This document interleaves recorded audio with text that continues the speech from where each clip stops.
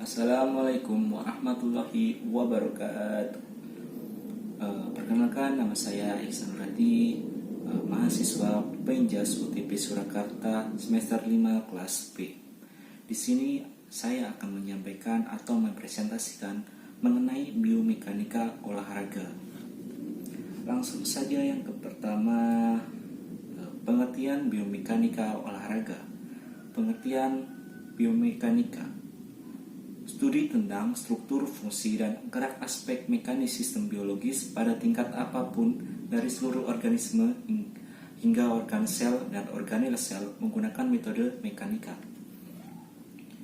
Kalau biomekanika olahraga itu sendiri adalah ilmu yang mempelajari atau menerapkan prinsip-prinsip mekanika pada saat ke seluruh tubuh manusia pada saat manusia itu melakukan olahraga.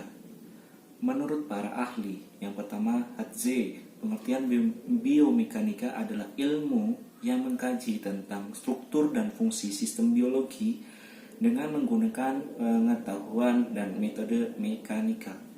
Yang kedua, Hayes, arti biomekanika adalah ilmu yang mengkaji tentang gaya-gaya yang terjadi pada struktur biologi dan efek yang dihasilkan oleh gaya-gaya tertentu.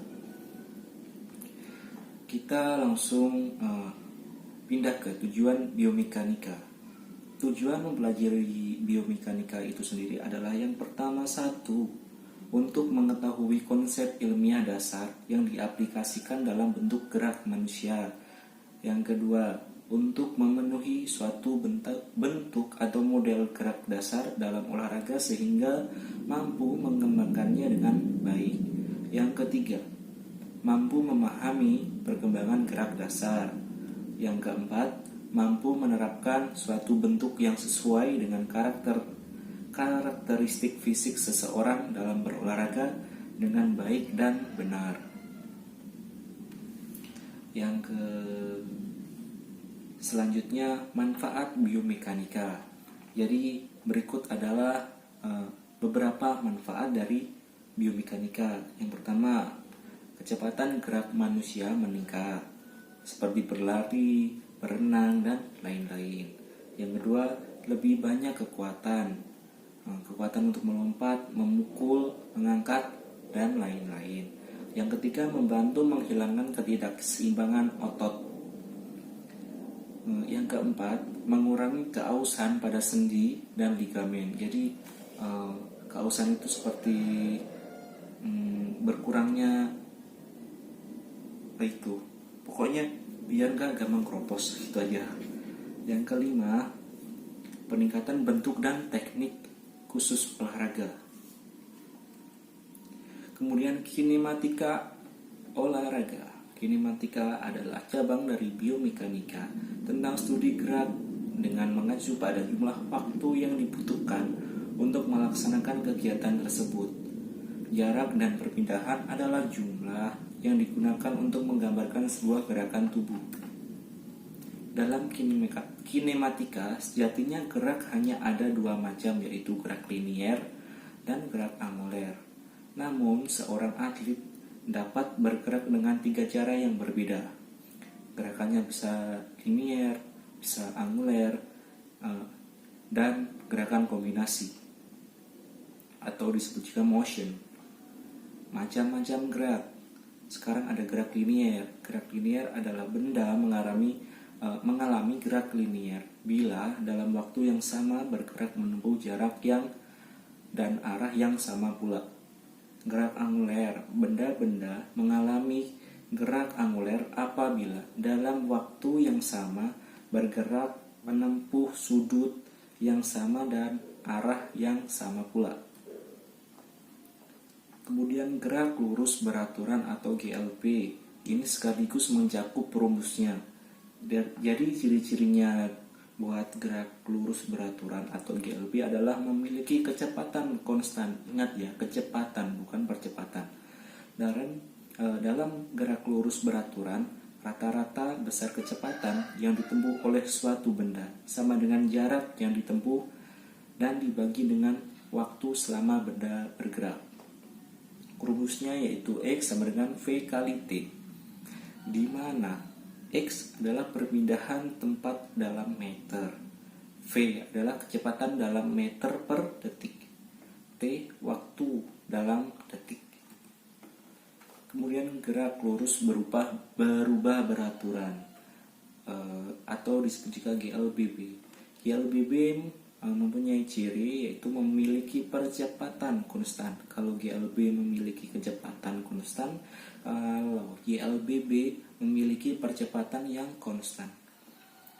Contohnya, benda jatuh bebas. Untuk mencari besar kecepatan awal sesaat, jarak yang ditempuh, percepatan dan waktu benda bergerak dalam menggunakan persamaan sebagai berikut. Vt sama dengan V0 kali A plus A kali T. Saya ulangi, Vt sama dengan V0 plus A kali T. Kalau X sama dengan V0 kali T plus setengah A kali T kuadrat. Vt kuadrat sama dengan V0 kuadrat plus 2A kali X. Di mana Vt sama dengan kecepatan akhir. V0 adalah kecepatan awal. Vt kecepatan akhir, V0 kecepatan awal. Kemudian A adalah percepatan. X perpindahan tempat. Kalau T waktu. Jadi ini hubungan itu biomekanika dengan rumus. Jadi hukum 1 Newton menyatakan sebuah benda dalam keadaan diam atau bergerak dengan kecepatan konstan, akan tetapi diam atau akan terus bergerak dengan kecepatan konstan kecuali ada gaya-gaya eksternal yang bekerja pada benda itu. Hukum 1 Newton disebut juga hukum kelembaman. Secara matematis, hukum 1 Newton dapat dirumuskan sigma F sama dengan 0. Berdasarkan hukum 1 Newton tersebut, untuk benda yang semula diam, maka selamanya benda tersebut akan tetap diam.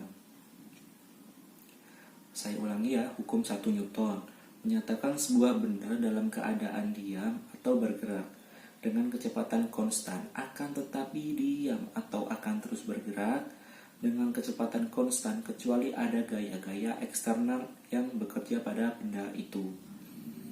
Hukum 1 Newton disebut juga hukum kelembaman secara matematis.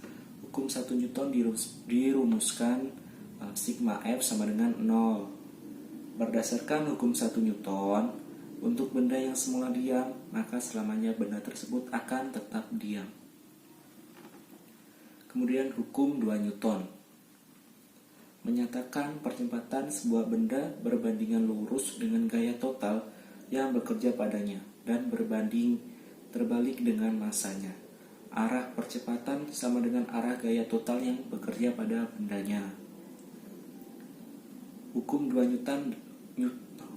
Newton dapat dirumuskan A atau sigma F sama dengan ma.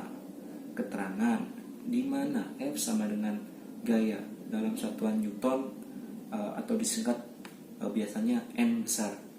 M atau massa benda, satuannya kilogram. Kemudian A adalah percepatan, satuannya meter per sekon kuadrat.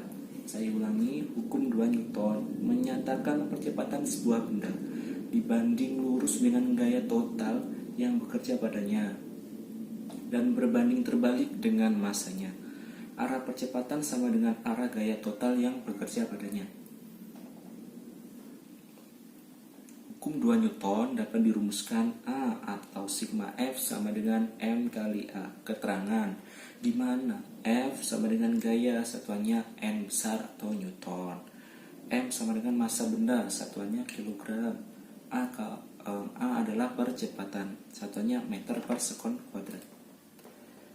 Kemudian hukum 3 Newton menyatakan ketika suatu benda memberikan gaya pada benda kedua akan memberikan gaya yang sama besar, tetapi berlawanan arah terhadap benda yang pertama. Jadi saling tumbuhkan, terus kemudian gayanya itu sama besar. Hukum 3 Newton dapat dirumuskan F aksi sama dengan F reaksi, atau FA sama dengan FR, gitu aja. Hukum ini terkadang dinyatakan dengan kalimat untuk setiap aksi ada reaksi yang sama dan berlawanan arah. Maka hukum 3 Newton sering dinamakan hukum interaksi atau hukum aksi reaksi. Saya ulangi, hukum 3 Newton menyatakan ketika suatu benda memberikan gaya pada benda kedua akan memberikan gaya yang sama besar, tetapi berlawanan arah terhadap benda yang pertama. Hukum 3 Newton dapat dirumuskan F aksi sama dengan min F reaksi. Hukum ini terkadang dinyatakan dengan kalimat untuk setiap aksi ada reaksi yang sama namun berlawanan arah. Hukum 3 Newton sering dinamakan hukum interaksi atau hukum aksi reaksi. Sekian presentasi atau penjelasan yang saya sampaikan. Bila ada kekurangan itu dari pribadi saya, bila ada lebihnya itu dari Tuhan yang Maha Esa. Sekian presentasi dari saya. Wassalamualaikum warahmatullahi wabarakatuh.